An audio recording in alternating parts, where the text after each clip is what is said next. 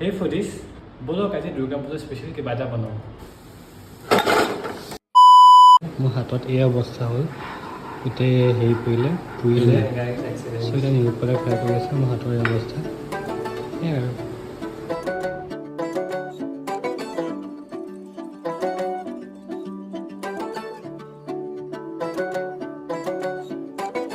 ঘাসে ঘাসে ভেজে আসে হাসে হাসে মন আকাশে সাদা সাদা মেঘের পরে গৌরী এলো নিজের ঘরে আলপনায় আলতা গায়ে